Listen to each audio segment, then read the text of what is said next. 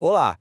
Hoje a gente vai mergulhar num artigo científico bem interessante que propõe um jeito totalmente novo de limpar um dos resíduos mais tóxicos da mineração.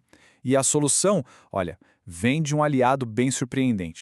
A pergunta que guia a nossa análise é essa: o que a gente faz com o problemão do arsênico que a mineração gera? É um risco enorme, tanto para o meio ambiente quanto para a saúde humana, então vamos investigar isso a fundo. Para começar, a gente precisa entender o tamanho do desafio. Porque o arsênico não é só mais um poluente, não. Ele é um legado tóxico, persistente e muito difícil de lidar. Então, vamos lá. A mineração produz uma água residual, um efluente, com uma concentração de arsênico que é altíssima. Os métodos que existem hoje para limpar isso, bom, eles são parte do problema. São caros, usam químicos que muitas vezes também são tóxicos e no final de tudo, o que sobra é uma montanha de lodo tóxico. Uma meleca, sabe? Que é um pesadelo para descartar com segurança. É aquela história de tentar limpar uma sujeira e acabar criando outra. Mas e se a solução não viesse de um químico novo, mas de algo muito, mas muito menor? Vamos em frente para ver o que a natureza tem a nos oferecer. A grande sacada dessa pesquisa é basicamente uma equipe de limpeza microscópica. A gente está falando de bactérias bem específicas que adoram calor, as chamadas termófilas.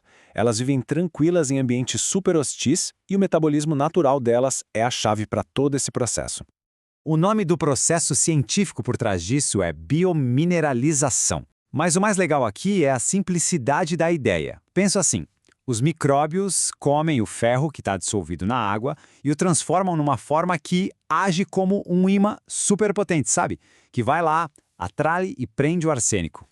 E como isso funciona na prática, passo a passo? Primeiro, os micróbios usam o ferro dissolvido, a forma Fe2, como se fosse o alimento deles, a fonte de energia. Fazendo isso, eles convertem esse ferro numa outra forma, muito mais reativa, o Fe3. E assim que esse Fe3 é criado, ele gruda, na hora, no arsênico que está na água.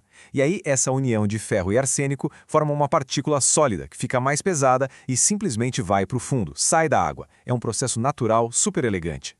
Claro que uma coisa é a teoria, né? Outra é a prática. Os cientistas precisavam testar isso para valer. Chegou a hora de colocar essa equipe de micróbios à prova. E aqui que a história fica muito interessante. Os pesquisadores tinham uma suspeita. Nem todo o arsênico é criado igual.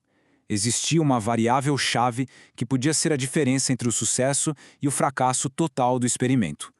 No centro desse teste estavam duas caras diferentes do arsênico. De um lado, o arsenito, ou AS3. Do outro, o arseniato, ou AS5. É o mesmo elemento, certo? A grande questão é o que os químicos chamam de estado de oxidação. E essa pequena diferença muda tudo no comportamento dele e, como a gente vai ver, na sua vulnerabilidade ao nosso time de micróbios. Isso nos leva à grande revelação dos resultados.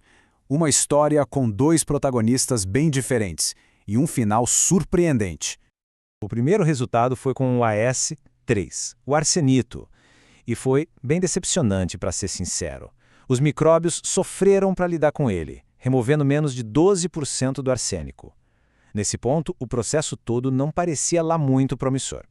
Mas aí, eles foram testar o outro, o ASV, o arseniato. E o resultado? Uma remoção de mais de 90%. A diferença foi absurda, foi gigantesca. Esse é o grande momento eureka da pesquisa, sabe? Uma eficiência incrivelmente alta. Então, o ponto principal é exatamente esse. O sucesso da limpeza depende totalmente do tipo de arsênico que está ali. Os micróbios são super eficientes com o AS5, mas não conseguem fazer quase nada com o AS3. No fim das contas, o estado de oxidação é tudo. Mas a história não acaba aqui, não. Tem mais um benefício importantíssimo nesse método e tem a ver com o resíduo que sobra. Não é só sobre remover o arsênico, mas também sobre como ele é removido. Essa citação, tirada dos destaques do estudo, resume tudo. Os precipitados, ou seja, os resíduos sólidos que os micróbios criam, são grandes e decantam rápido. E isso, para uma aplicação no mundo real, faz toda a diferença. Olha só a diferença na prática. É enorme. O método químico tradicional produz aquele lodo gelatinoso feito de partículas minúsculas que é grudento e super difícil de separar da água. Já o método biológico, ele cria umas esferas maiores, mais compactas. Elas são fáceis de coletar porque vão direto para o fundo rapidinho. Isso torna todo o processo de descarte de resíduos muito mais seguro e muito mais eficiente. Então, para resumir, as vantagens são bem claras. Primeiro, é um processo ecológico que usa a própria natureza para fazer o trabalho pesado. Segundo, ele tem potencial para ser bem mais barato que as opções químicas. E o mais importante, o resíduo final é um sólido estável, não uma lama perigosa. E isso, para a segurança ambiental, é um avanço gigantesco.